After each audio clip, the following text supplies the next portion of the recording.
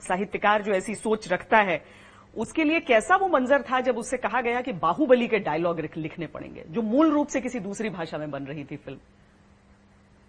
अब आप देखें, आपने बिल्कुल सही कनेक्ट किया है सवाल को, कि जहां एक तरफ मैं उर्दू की तरफ बहुत इन्फ्लुएंस रहा, उर्दू से, और बहुत झुका हुआ रहा, वहीं जब बाहुबली लिखने की बात आई तो मुझे पता था कि इस फिल्म का जो, हालांकि फैंटेसी है, लेकिन फैंटेसी के बावजूद जो पूरी फिल्म का फैब्रिक है, जो टेक्सचर है, वो टेक्सचर बहुत प्रो हिंदी ही रखेंगे तो ही बात बनेगी। क्योंकि ओरिजिनली फिल्म तेलुगु में थी, और हमें पता है कि तेलुगु में कितना ज्यादा संस्कृत का इन्फ्लुएंस है, कितनी करीब है वो लैंग्वेज संस्कृत के। तो जाहिर सी बात है कि मैं तेलुगु में जो पिक्चर ओरिजिनली लिखी गई है, उस पिक्चर को जब मैं दूर करता हूं तेलुगु से, तो इतना भी दूर लेके ना चला जाऊं कि वो पिक्चर का की ओरिजिनलिटी, उसकी वास्तविकता, उसकी यथार्थता मर जाए। तो सबसे नजदीक कौन सी भाषा है तेलुगु के? वो संस्कृत निष्ठ हिंदी है। तो जब मुझसे मेरी फिल्म ने, मेरे फिल्म के पूरा का पूरा जो डायफ्राम था, उसने ये मांगा, तो मैंने संस्कृत निष्ठ हिंदी देने की कोशिश की। और मुझे इस बात की बेहद खुशी है कि शोले के बाद अगर किसी फिल्म का डायलॉग इस देश का बच्चा बच्चा दोहराता है तो वो बाहुबली है।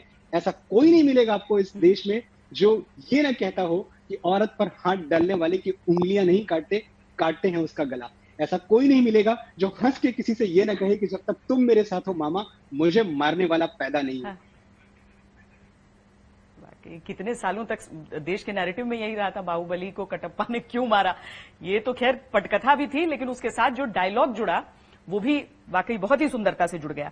लेकिन जी मनोज, एक तरफ है बाहुबली के वो डायलॉग्स, एक तरफ है वो गीत जो आप लिखते हैं, एक तरफ है वो जो अलग कविताएं जिनमें आपकी आवाज में हम कभी खुशकिस्मत होते हैं तो सुन लेते हैं। इन सब को आप अलग खांचों में रखते हैं या फिर आपकी रचनात्मकता का एक बहाव है जिसमें ये बहते जाते हैं? क्या आप किसी को लेकर पक्षपातपूर्ण हैं? आपको लगता है कि ये मुझे ज्यादा पसंद है, ये कम पसंद है, या फिर नहीं?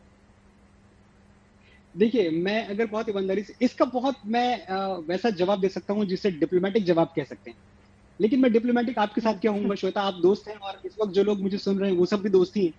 तो अब दोस्तों से कोई पर्दा रख के बात नहीं की जाती है। साफ तौर पे कहूं तो मैं सबसे ज्यादा जो चीज मेरे दिल के करीब है वो है गाने लिखना, फिल्मों के गाने लिखना। और फिल्मों के गाने जब मैं कहता हूं तो फिल्मों के गाने लिखना छोटी चीज नहीं है। ये वो दुनिया है जहां सुमित्रा नंदन पंत से लेके जॉन एलिया और मजाज लखनवी जैसे लेजेंड्स ने कोशिश की फिल्मों के गाने लिखने के, और वो हमारे लिए बहुत बड़ा रुतबा रखते हैं, लेकिन फिल्मी फ्रेमवर्क में वो फिट नहीं हो पाए। तो जरूर ये दुनिया कुछ तो मुश्किल होगी, यहाँ कुछ तो ऐसा है जिसको साधने में, जिसको क्रैक करने में पसीने छूट जाते हैं।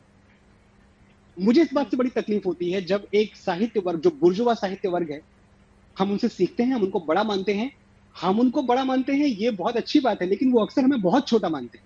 वो क्यों छोटा मानते हैं कि यार ये तो फिल्मों वाले हैं, हम फिल्मों वाले हैं। मैं इस बात का चैलेंज करता हूं कि कभी आप वाकई आए और एक कमरे में बैठे जहां की एक तरफ फिल्म का डायरेक्टर है, एक तरफ फिल्म का प्रोड्यूसर है, एक तरफ दो बड़े बड़े फिल्म स्टार्स भी हैं, इधर म्यूजिक डायरेक्टर बैठा हुआ है, इधर सिंगर बैठा हुआ है, उधर म्यूजिक कंपनी का मालिक बैठा हुआ है, और म्यूजिक कंपनी के मालिक की बीवी भी बैठी हुई है, और ये सब मिलके आपसे कहते हैं यार एक लाइन दे दो। इतने दिमागों को आप एक लाइन कौन सी देंगे जो सबके लिए बराबर वर्क करे? यकीन मानिए पसीने छूट जाते हैं।